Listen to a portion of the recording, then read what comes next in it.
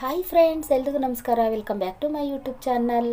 ಇವತ್ತು ನಾನು ನಿಮ್ಮ ಜೊತೆ ಯಾವ ರೆಸಿಪಿನ ಶೇರ್ ಮಾಡ್ತಾ ಇದ್ದೀನಿ ಅಂದರೆ ಸಿಂಪಲ್ಲಾಗಿ ಮತ್ತು ಆರೋಗ್ಯಕರವಾಗಿರುವಂತಹ ಮಸಾಲ ಸೊಪ್ಪಿನ ಹೋಳಿಗೆ ಮಾಡಿದ್ದೀನಿ. ಮಸಾಲ ಸೊಪ್ಪಿನ ಹೋಳಿಗೆನ ಅಂತ ನೀವು ಆಶ್ಚರ್ಯ ಪಡಬಹುದು.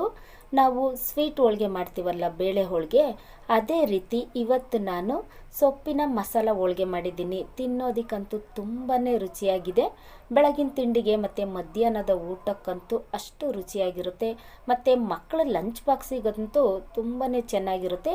ಈ ಮಸಾಲ ಸೊಪ್ಪಿನ ಹೋಳಿಗೆನ ನಾನು ಹೇಗೆ ಮಾಡಿದ್ದೀನಿ ಅನ್ನೋ ವಿಡಿಯೋನ ನಿಮ್ಮ ಜೊತೆ ಶೇರ್ ಮಾಡ್ತಾ ಇದ್ದೀನಿ. ದಯವಿಟ್ಟು ವಿಡಿಯೋನ ಸ್ಕಿಪ್ ಮಾಡದೆ ನೋಡ್ಕೊಂಡು ಬರೋಣ ಬನ್ನಿ. ಇವಾಗ ನಾನು ಹೋಳಿಗೆ ಮಾಡೋದಕ್ಕೆ ಅಂತ ಸ್ವಲ್ಪ ಗೋಧಿ ಹಿಟ್ಟನ್ನು ತಗೊಳ್ತಾ ಇದ್ದೀನಿ. ನೀವು ಮೈದಾ ಹಿಟ್ಟಲ್ಲೂ ಸಹ ಹೋಳಿಗೆನ ಮಾಡಬಹುದು. 1/4 kg ಸ್ವಲ್ಪ ಗೋಧಿ ಹಿಟ್ಟನ್ನು ತಗೊಳ್ತಾ ಇದ್ದೀನಿ. ನಿಮಗೆ ಎಷ್ಟು ಹೋಳಿಗೆ ಬೇಕೋ ಅಷ್ಟು ಹಿಟ್ಟನ್ನು ನೀವು ತಗೊಳ್ಳಿ. ಇವಾಗ ರುಚಿಗೆ ತಕ್ಕಷ್ಟು ಉಪ್ಪು ಹಾಕಿ ಅದಕ್ಕೆ ಸ್ವಲ್ಪ ನೀರು ಹಾಕಿ ಚೆನ್ನಾಗಿ ಕಲಿಸ್ಕೊಳ್ತಾ ಇದ್ದೀನಿ. ಇದನ್ನು ನಾವು ಯಾವ ಥರ ಕಲಿಸ್ಕೊಬೇಕು ಅಂದರೆ ಮಾಮೂಲಿ ನಾವು ಚಪಾತಿ ಮಾಡೋದಕ್ಕೆ ಕಲಿಸ್ಕೊಳ್ತೀವಲ್ಲ, ಅದೇ ರೀತಿ ಕಲಿಸ್ಕೊಂಡ್ರೆ ಸಾಕು. ಗಟ್ಟಿನೂ ಇರಬಾರ್ದು, ತೆಳುವು ಇರಬಾರ್ದು, ಮೀಡಿಯಮ್ ಗಟ್ಟಿಯಾಗಿ ಕಲಿಸ್ಕೊಳ್ತಾ ಇದ್ದೀನಿ. ಒಂದೇ ಸಾರಿ ನೀರು ಹಾಕ್ಕೊಂಡು ಕಲಿಸ್ತಾ ಇಲ್ಲ, ಅದಕ್ಕೆ ಸ್ವಲ್ಪ ನೀರು ಹಾಕಿ ಚೆನ್ನಾಗಿ ಕಲಿಸ್ಕೊಳ್ತಾ ಇದ್ದೀನಿ. ಕೊನೆಯಲ್ಲಿ ಸ್ವಲ್ಪ ಎಣ್ಣೆ ಹಾಕಿ ಅದನ್ನು ಚೆನ್ನಾಗಿ ಕಲಿಸ್ತಾ ಇದ್ದೀನಿ. ಎಣ್ಣೆ ಹಾಕಿ ಹಾಗೆ ಬಿಡಬಾರ್ದು.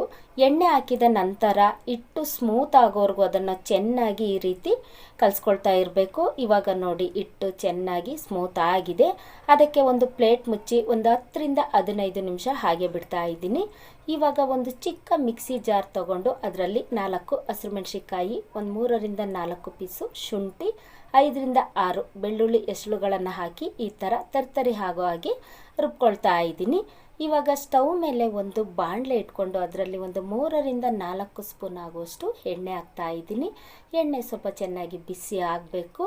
ಅದಾದ ನಂತರ ನಾನಿಲ್ಲಿ 1 ಸ್ಪೂನ್ ಆಗುವಷ್ಟು ಜೀರಿಗೆ ಹಾಕ್ತಾ ಇದ್ದೀನಿ. ಜೀರಿಗೆ ಸ್ವಲ್ಪ ಚೆನ್ನಾಗಿ ಚಿಟಪಟ ಅಂತ ಸಿಡಿಬೇಕು. ಅದಾದ ನಂತರ ನಾನಿಲ್ಲಿ ಮೀಡಿಯಮ್ ಸೈಜ್ ಒಂದು 2 ರಿಂದ 3 ಈರುಳ್ಳಿನ ಈ ಥರ ಉದ್ದುದ್ದವಾಗಿ ಕಟ್ ಮಾಡಿ ಹಾಕ್ತಾ ಇದ್ದೀನಿ. ಈ ಸೊಪ್ಪಿನ ಹೋಳಿಗೆ ಮಾಡಬೇಕು ಅಂತ ಅಂದ್ಕೊಂಡ್ರೆ ಈರುಳ್ಳಿನ ಸ್ವಲ್ಪ ಜಾಸ್ತಿ ಹಾಕಬೇಕು. ಹಾಗಾಗಿ ಈರುಳ್ಳಿ ಇವಾಗ ಚೆನ್ನಾಗಿ ಫ್ರೈ ಆಗಿದೆ. ಈರುಳ್ಳಿ ಫ್ರೈ ಆದ ನಂತರ ನಾನಿಲ್ಲಿ 1 ಕಟ್ಟು ಪಾಲಕ್ ಸೊಪ್ಪು, 1 ಕಟ್ಟು ದಂಟು, 1 ಕಟ್ಟು ಮೆಂತೆ, ಸ್ವಲ್ಪ ಸಬ್ಬಸಿಗೆ, ಸ್ವಲ್ಪ ಕೊತ್ತಂಬರಿ ಸೊಪ್ಪನ್ನೆಲ್ಲ ಹಾಕಿದ್ದೀನಿ. ಮಿಕ್ಸ್ ಸೊಪ್ಪನ್ನು ಹಾಕಿ ನಾವು ಸೊಪ್ಪಿನ ಹೋಳಿಗೆ ಮಾಡೋದ್ರಿಂದ ತುಂಬ ರುಚಿಯಾಗಿರುತ್ತೆ ಮತ್ತು ಆರೋಗ್ಯಕ್ಕೂ ಅಷ್ಟೇ ಒಳ್ಳೆಯದು. ಹಾಗಾಗಿ ಇವಾಗ ಅಷ್ಟು ತರಹದ ಸೊಪ್ಪುಗಳನ್ನೆಲ್ಲ ಚೆನ್ನಾಗಿ ತೊಳೆದು ನಾನು ಸೊಪ್ಪನ್ನು ಸ್ವಲ್ಪ ಚೆನ್ನಾಗಿ ಬೇಯಿಸ್ಕೊಳ್ತಾ ಇದ್ದೀನಿ.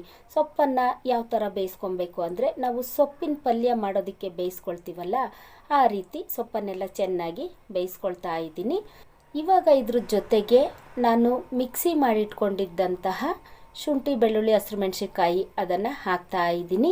ಮೆಣಸಿಕಾಯಿನ ಹಾಗೆ ಚಿಕ್ಕದಾಗಿ ಕಟ್ ಮಾಡಿ ಹಾಕಿದರೆ ಮಕ್ಕಳು ತಿನ್ನೋದಿಲ್ಲ. ಅವ್ರ ಬಾಯಿಗೆ ಸ್ವಲ್ಪ ಖಾರ ಕಾಣಿಸಿದ್ರೂ ತಿನ್ನೋದನ್ನೇ ಬಿಟ್ಬಿಡ್ತಾರೆ. ಹಾಗಾಗಿ ನಾನು ಮೆಣಸಿಕಾಯಿನ ಈ ರೀತಿ ರುಬ್ಬಿ ಹಾಕ್ತಾ ಇದ್ದೀನಿ. ಈ ರೀತಿ ರುಬ್ಬಿ ಹಾಕೋದ್ರಿಂದ ತಿನ್ನುವಾಗ ಖಾರ ಕಾಣಿಸೋದಿಲ್ಲ. ಹಾಗಾಗಿ ಇವಾಗ ಈ ಸೊಪ್ಪಿಗೆ ನೀವು ಯಾವುದೇ ತರಹದ ಮಸಾಲ ಪುಡಿಗಳನ್ನು ಬೇಕಾದರೂ ಸೇರಿಸ್ಕೊಬಹುದು. ಆದರೆ ನಾನಿಲ್ಲಿ ಕಾಳುಗಳನ್ನು ಪಲ್ಯ ಮಾಡುವಾಗ ಹಾಕ್ತೀವಲ್ಲ, ಚನ್ನಚೋಲ ಮಸಾಲ, ಆ ಪುಡಿನ 2 ಸ್ಪೂನ್ ಆಗೋಷ್ಟು ಹಾಕ್ತಾ ಇದ್ದೀನಿ. ಈ ಪುಡಿನ ಹಾಕಿ ನಾವು ಸೊಪ್ಪಿನ ಹೋಳಿಗೆ ಮಾಡೋದ್ರಿಂದ ರುಚಿ ಮಾತ್ರ ಸಖತ್ತಾಗಿರುತ್ತೆ. ಹಾಗಾಗಿ ನಾನು 2 ಸ್ಪೂನ್ ಆಗೋಷ್ಟು ಚನ್ನಚೋಲ ಮಸಾಲ ಹಾಕ್ತಾ ಇದ್ದೀನಿ. ಸ್ವಲ್ಪ ಅರಿಶಿಣದ ಪುಡಿ, ರುಚಿಗೆ ತಕ್ಕಷ್ಟು ಉಪ್ಪು ಹಾಕ್ತಾ ಇದ್ದೀನಿ. ಇಷ್ಟನ್ನೆಲ್ಲ ಹಾಕಿ ನಾನು ಚೆನ್ನಾಗಿ ತಿರುಗಿಸ್ತಾ ಇದ್ದೀನಿ. ಅಂದರೆ ಸೊಪ್ಪಿಗೆ ಮಸಾಲ ಎಲ್ಲ ಕಡೆನೂ ಹಿಡಿಬೇಕು. ಹಾಗಾಗಿ ಅದನ್ನು ಒಂದು 5 ನಿಮಿಷ ಫ್ರೈ ಮಾಡಿಕೊಂಡ್ರೆ ಸಾಕು, ಚೆನ್ನಾಗಿ ಫ್ರೈ ಆಗಿಬಿಡುತ್ತೆ. ನೋಡಿ, ಅಷ್ಟು ಸೊಪ್ಪು ಇಷ್ಟೇ ಆಗಿದೆ. ಇವಾಗ ಗ್ಯಾಸ್ ಆಫ್ ಮಾಡ್ತಾ ಇದ್ದೀನಿ. ನಾನು ಮೊದಲೇ ಕಲಸಿಟ್ಕೊಂಡಿದ್ದಂತಹ ಹಿಟ್ಟನ್ನು ತೋರಿಸ್ತಾ ಇದ್ದೀನಿ. ನೋಡಿ, ಹಿಟ್ಟು ಚೆನ್ನಾಗಿ ಸ್ಮೂತ್ ಆಗಿದೆ. ಈ ಥರ ಹಿಟ್ಟು ಸ್ಮೂತ್ ಆಗಿದ್ದರೆ ಸೊಪ್ಪಿನ ಹೋಳಿಗೆ ತುಂಬ ಚೆನ್ನಾಗಿ ಬರುತ್ತೆ. ಇವಾಗ ನಾನು ಶೆಲ್ಫ್ ಮೇಲೆ ಸ್ವಲ್ಪ ಹಿಟ್ಟು ಉದುರಿಸ್ಕೊಂಡು ನಾವು ಚಪಾತಿ ಮಾಡೋದಕ್ಕೆ ಕಟ್ ಮಾಡ್ಕೊಳ್ತೀವಲ್ಲ, ಅದೇ ರೀತಿ ಒಂದೇ ಸಮವಾಗಿ ಕಟ್ ಮಾಡ್ಕೊಳ್ತಾ ಇದ್ದೀನಿ. ಈ ರೀತಿ ಒಂದೇ ಸಮವಾಗಿ ಕಟ್ ಮಾಡಿಕೊಂಡು ನಾವು ಸೊಪ್ಪಿನ ಹೋಳಿಗೆ ಮಾಡೋದ್ರಿಂದ ಎಲ್ಲ ಹೋಳಿಗೆಗಳು ಒಂದೇ ಸಮವಾಗಿರುತ್ತೆ. ಹಾಗಾಗಿ ಇವಾಗ ನಾನು ಶೆಲ್ಫ್ ಕಲ್ ಮೇಲೇ ಹೋಳಿಗೆ ಮಾಡ್ತಾ ಇದ್ದೀನಿ. ನೀವು ಮಣೆ ಮೇಲೂ ಸಹ ಇದನ್ನು ಉಜ್ಜಬಹುದು. ಶೆಲ್ಫ್ ಕಲ್ ಮೇಲೆ ಉಜ್ಜೋದಕ್ಕೆ ತುಂಬ ಚೆನ್ನಾಗಿ ಬರುತ್ತೆ. ಹಾಗಾಗಿ ಇದನ್ನು ನಾನು ತುಂಬ ತೆಳುವಾಗಿ ಉಜ್ತಾ ಇಲ್ಲ, ಸ್ವಲ್ಪ ಮೀಡಿಯಮ್ ದಪ್ಪವಾಗಿ ಉಜ್ತಾ ಇದ್ದೀನಿ. ಉಜ್ಬಿಟ್ಟು ಅದ್ರ ಮೇಲೆ ಸ್ವಲ್ಪ ಎಣ್ಣೆ ಸವರ್ಕೊಳ್ತಾ ಇದ್ದೀನಿ. ಆನಂತರ ಇದನ್ನು ಮತ್ತೆ ರೋಲ್ ಮಾಡಿಬಿಟ್ಟು ಮತ್ತೆ ಉಜ್ತಾ ಇದ್ದೀನಿ. ಈ ರೀತಿ ಮಾಡೋದ್ರಿಂದ ಸೊಪ್ಪಿನ ಹೋಳಿಗೆ ತುಂಬ ಸ್ಮೂತಾಗಿ ಬರುತ್ತೆ. ಹಾಗಾಗಿ ಇವಾಗ ಯಾವ ಥರ ಉಜ್ಜಿದ್ದೀನಿ ಅಂತ ತೋರಿಸ್ತಾ ಇದ್ದೀನಿ ನೋಡಿ. ಚಪಾತಿ ಥರ ತೆಳುವಾಗಿಯೂ ಇಲ್ಲ, ದಪ್ಪಾಗಿಯೂ ಇಲ್ಲ, ಮೀಡಿಯಮ್ ದಪ್ಪವಾಗಿ ಅದನ್ನು ಉಜ್ಕೊಂಡಿದ್ದೀನಿ. ಇವಾಗ ಅದ್ರ ಮೇಲೆ ರೆಡಿ ಮಾಡಿ ಇಟ್ಕೊಂಡಿದ್ದಂತಹ ಸೊಪ್ಪನ್ನು ಹಾಕಿ ನಾವು ಸೇಮ್ ಹೋಳಿಗೆ ಮಾಡ್ತೀವಲ್ಲ ಅದೇ ಥರ ಮಾಡ್ತಾ ಇದ್ದೀನಿ. ಇದನ್ನು ಪೂರ್ತಿ ತೆಳುವಾಗಿ ಉಜ್ಬೇಡಿ. ಪೂರ್ತಿ ತೆಳುವಾಗಿ ಉಜ್ಜಿದ್ರೆ ಸೊಪ್ಪೆಲ್ಲ ಹೊರಗಡೆ ಬಂದುಬಿಡುತ್ತೆ. ಹಾಗಾಗಿ ಸೊಪ್ಪು ಸ್ವಲ್ಪನೂ ಹೊರಗಡೆ ಬರದೇ ಇರೋ ರೀತಿ ಉಜ್ಕೊಳ್ಳಿ, ನಿಧಾನವಾಗಿ ಉಜ್ಜಿ. ಇವಾಗ ನಾನು ಅದನ್ನು ಯಾವ ಥರ ಉಜ್ತಾ ಇದ್ದೀನಿ ಅಂತ ತೋರಿಸ್ತಾ ಇದ್ದೀನಿ ನೋಡಿ. ಸೊಪ್ಪು ಸ್ವಲ್ಪನೂ ಹೊರಗಡೆ ಬಂದಿಲ್ಲ. ಈ ರೀತಿ ಉಜ್ಕೊಂಡ್ರೆ ಸೊಪ್ಪಿನ ಹೋಳಿಗೆ ತುಂಬ ಚೆನ್ನಾಗಿ ಬರುತ್ತೆ. ಇವಾಗ ಸ್ಟವ್ ಮೇಲೆ ಹಂಚು ಬಿಸಿ ಆಗೋದಕ್ಕೆ ಬಿಟ್ಟಿದ್ದೆ. ಹಂಚು ಚೆನ್ನಾಗಿ ಬಿಸಿ ಆಗಿದೆ.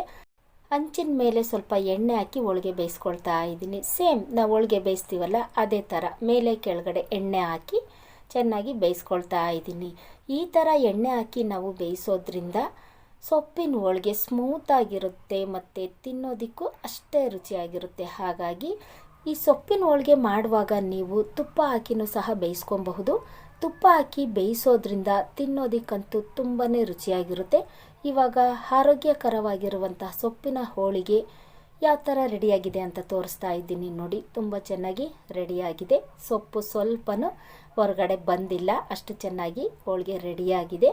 ಕೆಲವು ಮಕ್ಕಳು ಸೊಪ್ಪಿನ ಸಾರು ಸೊಪ್ಪಿನ ಪಲ್ಯ ಅಂದರೆ ತಿನ್ನೋದಿಲ್ಲ. ಅಂಥ ಮಕ್ಕಳಿಗೆ ಈ ಥರ ಸೊಪ್ಪಿನ ಹೋಳಿಗೆ ಅಂತ ಮಾಡಿಕೊಡಿ, ತುಂಬ ಇಷ್ಟಪಟ್ಟು ತಿಂತಾರೆ ಮತ್ತು ಆರೋಗ್ಯಕ್ಕೂ ಅಷ್ಟೇ ಒಳ್ಳೆಯದು. ಮಕ್ಕಳ ಲಂಚ್ ಬಾಕ್ಸಿಗಂತೂ ತುಂಬಾ ಚೆನ್ನಾಗಿರುತ್ತೆ. ಇವಾಗ ಸೊಪ್ಪಿನ ಹೋಳಿಗೆ ರುಚಿ ಹೇಗಿದೆ ಅಂತ ಅದನ್ನು ನಾನು ತಿಂದು ನೋಡ್ತಾ ಇದ್ದೀನಿ ನೋಡಿ. ರುಚಿ ಮಾತ್ರ ತುಂಬಾ ಚೆನ್ನಾಗಿದೆ. ವಾರ ಪೂರ್ತಿ ಒಂದೇ ತರಹದ ತಿಂಡಿಗಳನ್ನು ತಿಂದು ಬೇಜಾರಾಗಿದ್ದರೆ ವಾರದಲ್ಲಿ ಒಂದು ದಿನನಾದರೂ ಈ ಥರ ಸೊಪ್ಪಿನ ಹೋಳಿಗೆನ ಬೆಳಗಿನ ತಿಂಡಿಗೆ ಅಂತ ಟ್ರೈ ಮಾಡಿ ನೋಡಿ. ಖಂಡಿತ ನಿಮಗೆ ಇಷ್ಟ ಆಗುತ್ತೆ ಮತ್ತು ಮನೆಯವರೆಲ್ಲರೂ ಸಹ ತುಂಬ ಇಷ್ಟಪಟ್ಟು ತಿಂತಾರೆ. ಯಾರೆಲ್ಲ ಹೊಸದಾಗಿ ನನ್ನ ಚಾನಲ್ನ ನೋಡ್ತಾ ಇದ್ದೀರಾ ದಯವಿಟ್ಟು ಸಬ್ಸ್ಕ್ರೈಬ್ ಮಾಡಿಕೊಂಡು ವಿಡಿಯೋ ನೋಡಿ. ಈ ಸೊಪ್ಪಿನ ಹೋಳಿಗೆ ನಿಮಗೆ ಇಷ್ಟ ಆಗಿದ್ದರೆ ಒಂದೇ ಒಂದು ಲೈಕ್ ಮಾಡಿ, ಶೇರ್ ಮಾಡಿ, ಸಬ್ಸ್ಕ್ರೈಬ್ ಮಾಡ್ಕೊಂಡು ವಿಡಿಯೋ ನೋಡೋದನ್ನು ಮರಿಬೇಡಿ. Thank you.